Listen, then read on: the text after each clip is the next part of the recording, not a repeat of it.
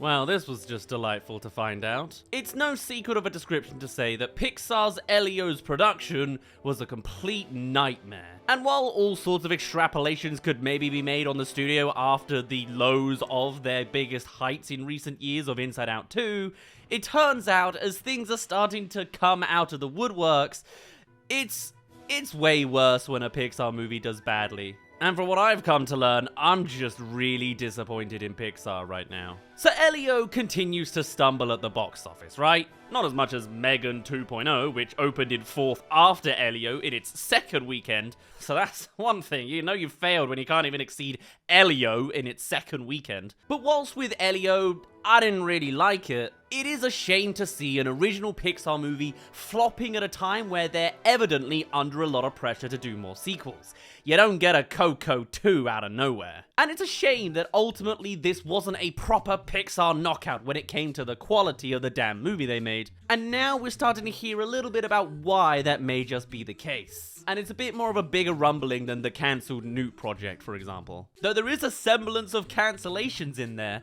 as the movie that is currently out in cinemas is not the one we saw a trailer for 2 years ago, and apparently the House of Pixar was very divided on this decision, which we can probably make a guess at, considering this movie completely changed directors and then got severely delayed. And in fact, a couple of sources are saying that the production issues stem from executives inside Pixar and not upstairs from Disney, which almost feels worse. The narrative around Pixar has been so easy to dump onto mandates from Disney, but we may well have to face the facts that a lot of these problems are starting to come from inside this beloved studio, which just sucks to hear. Particularly after reports around the working conditions on Inside Out 2 last year. Not to mention that even in their prime, they had a guy who made female staff incredibly uncomfortable.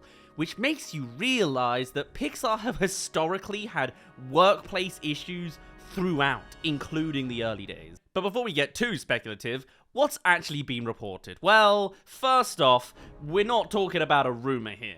This is coming from The Hollywood Reporter, so as industry connected as it gets. And basically, they've reported that the original cut of Elio crashed and burned at the test screening, with not a single person raising their hand when asked if they'd pay to see the movie. And yet, within the studio, the general consensus from employees are that the version that was recut and released now is worse. And was much better in the hands of the original director, Adrian Molina, as much like a lot of other Pixar originals lately, it was inspired by his own personal experiences. Namely, with him coming of age whilst living at a military base, just to give you an idea there. The public narrative was that he felt he wasn't the one to bring it across the finish line, but that first screening suggests that the situation wasn't entirely his decision. And then there's what they cut. Because of course we get a vibe that Elio doesn't understand his place in the world, that's what they're going for. And if you thought this message was at times a little half-baked or missing something,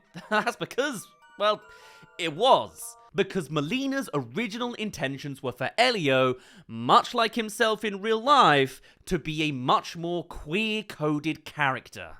What? Executives mellowing down LGBTQ plus themes in their projects? Say it ain't so, that never happens. But yes, apparently Pixar went in and cut those elements from the movie. And that decision did not come from Disney. One member of staff said, "A lot of people like to blame Disney, but the call is coming from inside the house. A lot of it is obeying an advanced behavior coming from the higher execs at Pixar." Which is huge because it would be a preferable narrative if we could just blame the big corporate parent for everything. Yet this is where we have to face that a studio we love has some real serious internal problems. They continued with, "Suddenly you remove this big key piece which is all about identity and Elio just becomes about totally nothing." And that's exactly what this feels like and why Elio feels like it's missing something. What they cut is seemingly the original director's voice.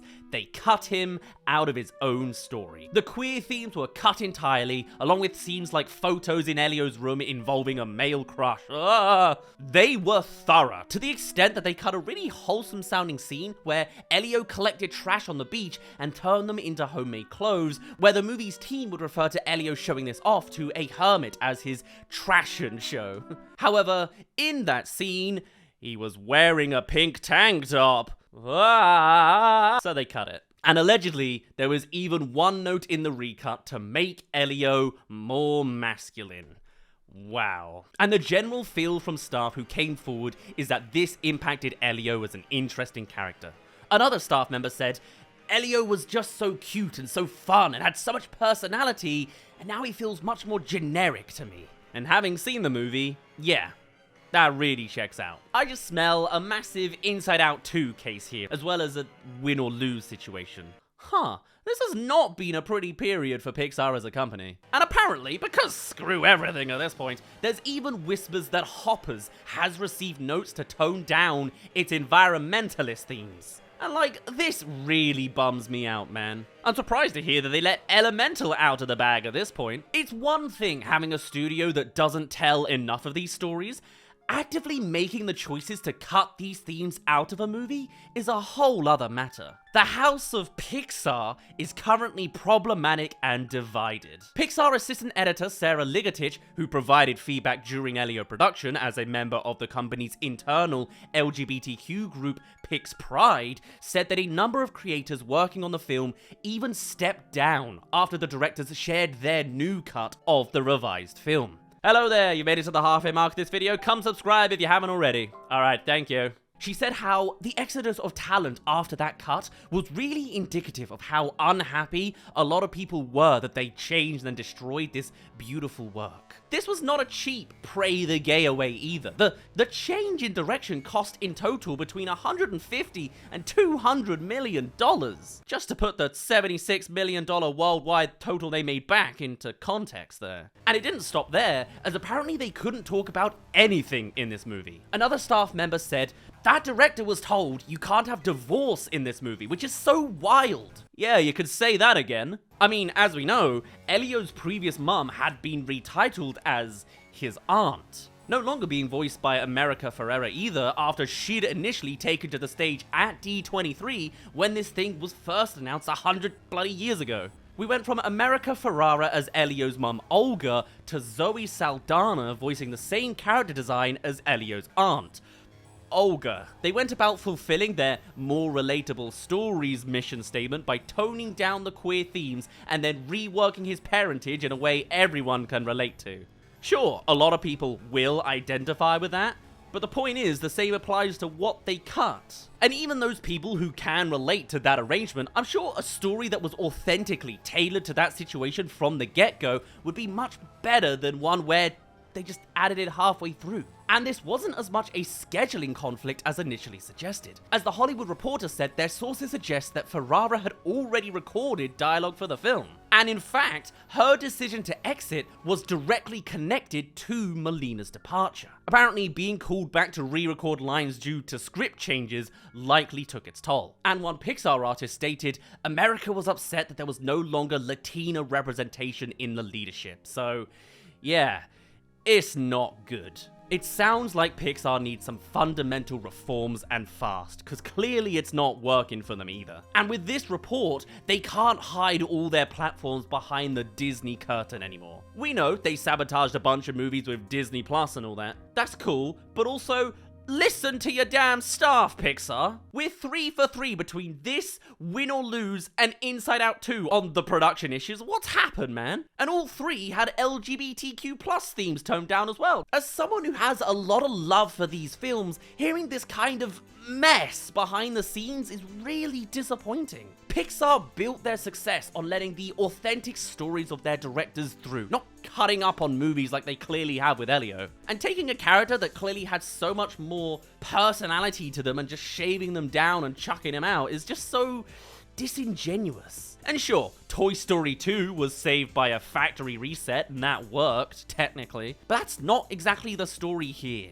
This is like cutting Jessie's song from Toy Story 2 and removing her fears of the dark because that's too much existential dread for a character to have the depths for. This honestly just feels like a censorship of a story that was very personal to its director. Now maybe that comes from the new mission direction of Pixar to leave directors' stories behind for bigger, broader adventure appeals, and this fell into the crossfire. Or maybe this was some very hyper-focused, long-term predictions for the political climate of America at the time the movie would come out. Some very far foresight on those Pixar execs if that's the case. Like, I can see an argument for it if you're dealing with the decisions now. As of the time of recording this, the BBB just got passed a few hours ago. So, like, now's the time for a company as cowardly and huge as Disney or Pixar to start making motions, but a whole 1 to 2 years back?